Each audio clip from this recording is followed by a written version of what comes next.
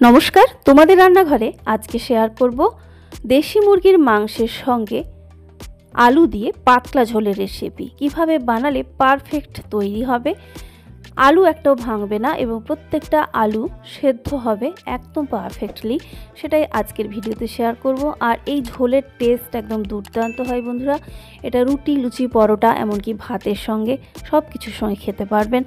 तार जोन्नो दरकार मतो आलूटाके प्रथमे किछुटा जल दिए एकटु भापिये निते होबे। हाई फ्लेमे रेखे जास्ट फुटे उठते शुरू करलेई गैसटा बंध करे दिए आलूगुलो तुले निते होबे। एरकम स्ट्रेनारे जास्ट कयेक मिनिट एकटु रेखे शुकनो करे निते होबे आलूटा।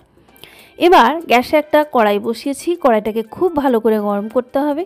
गरम करे ताते दिए दिচ্ছি सादा तेल। आपनि चाइले पुरो रान्नाटा सर्षेर तेले करले आरो बेटार रेजाल्ट पाबेन।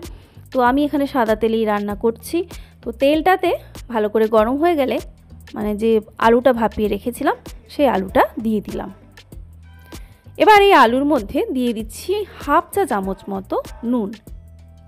एकटु कम बेशी करते पारेन नुनटा এই সময় কোনো অসুবিধে নেই, তবে টোটাল নুনটা খেয়াল রাখতে হবে। এবারে আলুগুলোকে উল্টে পাল্টে কালারটা যখন চেঞ্জ হয়ে একটা লালচে ভাব এসে যাবে আর হাই ফ্লেমে রেখে ভাজার কারণে আলুটা কিন্তু এখানে অনেকটাই সেদ্ধ হয়ে যাবে। খুব বেশিক্ষণ ভাজতে সময়ও লাগবে না, অথচ আলুটা কিন্তু অনেকটাই সেদ্ধ হয়ে যাবে।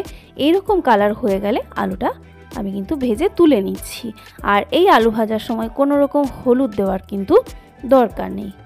এবার যে তেলটা রয়েছে সেই তেলটাতে আমি একটু সরষের তেল অ্যাড করে দিলাম। এবার এই তেলের মধ্যে দিয়ে দিচ্ছি দেখুন 1/3 টিস্পুন মতো চিনি। তারপরে তাতে দিয়ে দিচ্ছি দুটো তেজপাতা, একটা শুকনো লঙ্কা দিচ্ছি, ঝাল পছন্দ করলে 2-3টেও দেওয়া যাবে। আর 1 চা চামচের প্রায় 5 ভাগের 1 ভাগ গোটা সাদা জিরে দিয়ে দিলাম। এবার এই যে চিনিটা দেওয়া রয়েছে এই চিনিটা লাল হওয়া পর্যন্ত একটু অপেক্ষা করতে হবে। খুব বেশি চিনিটাকে পুড়িয়ে দেওয়া যাবে না, আবার হালকা লাল হওয়া পর্যন্ত অপেক্ষা করুন। খুব বেশি পুড়িয়ে দিলে কিন্তু তেতো হয়ে যাবে, আর হালকা লাল হলে ঝোলের কালারটা খুব ভালো আসবে। এবারে এই লঙ্কা আর তেজপাতাও দেখছেন সুন্দর ভাজা হয়ে গেছে এইটুকু সময়ের মধ্যে। আর এই যে এরকম লাল হতে শুরু করেছে, আর বেশি পোড়ানো যাবে না। এবার এর মধ্যে দুটো মাঝারি সাইজের পেঁয়াজ দিয়ে দিলাম। এটা হচ্ছে কুচিয়ে রেখেছিলাম, নিজের ইচ্ছে মতো একটু বড় ছোট করে কেটে নেবেন, কোনো অসুবিধে নেই। এবার এই পেঁয়াজটাকে কিন্তু বেশ ব্রাউন কালার করে ফ্রাই করতে হবে। তো তার মাঝে আমি এটা যদি রেসিপির দরকার মতো মানে মাংসের প্রয়োজন মতো নুনটা দিয়ে দিই তাহলে পেঁয়াজটা খুব তাড়াতাড়ি কিন্তু সফট হয়ে যাবে। সেই জন্য প্রথমে আমি হাফ চা চামচ আলু ভাজার সময় নুন দিয়েছি, এবার প্রায় 1 চা চামচ নুন দিয়ে দিলাম। এখানে 1 কেজি মাংস রান্না করব, তার জন্য মোটামুটি 1.5 চা চামচের কাছাকাছি নুন লাগবে। জল কম বেশির ওপরে একটু কম বেশি হতে পারে।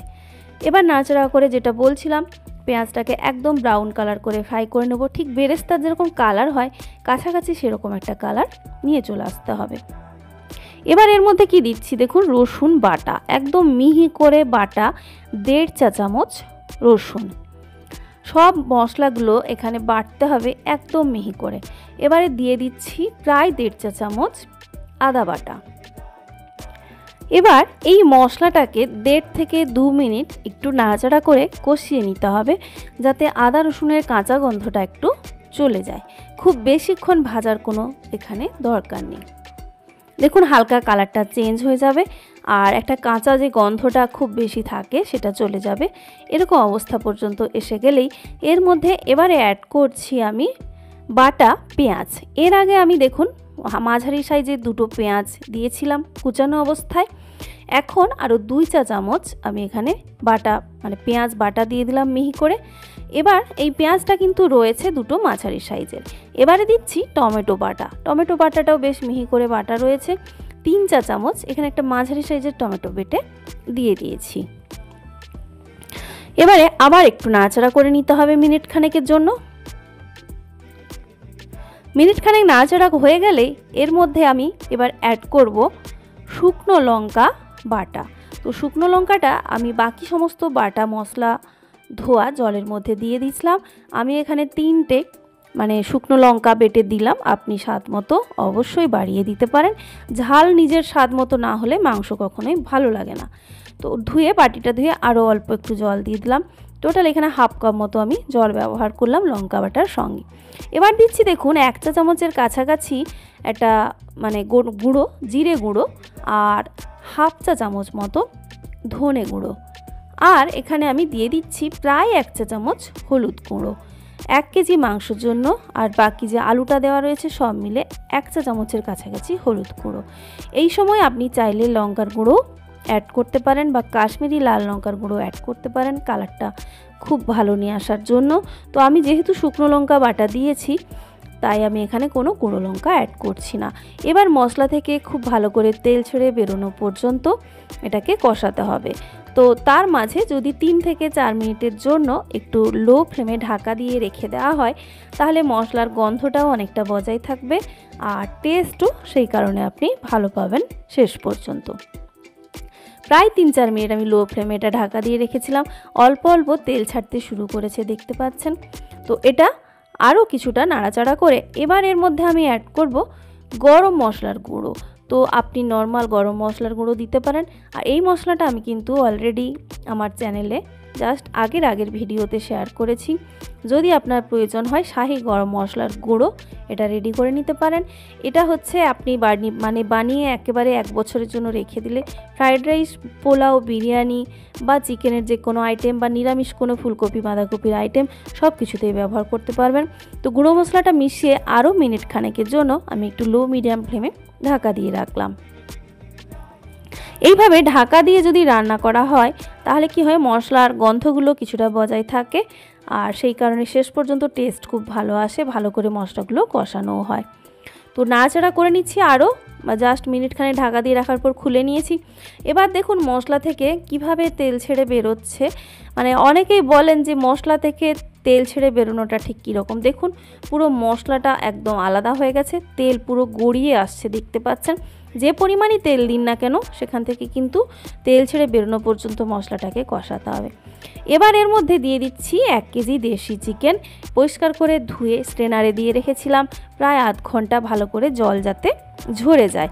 তবুও চিকেনের মধ্যে জল থাকবে, তবে আমি কিন্তু জল ঝরতে দিয়েছি এটা আধ ঘন্টা মতো, তারপরে মশলার সঙ্গে ব্যবহার করছি।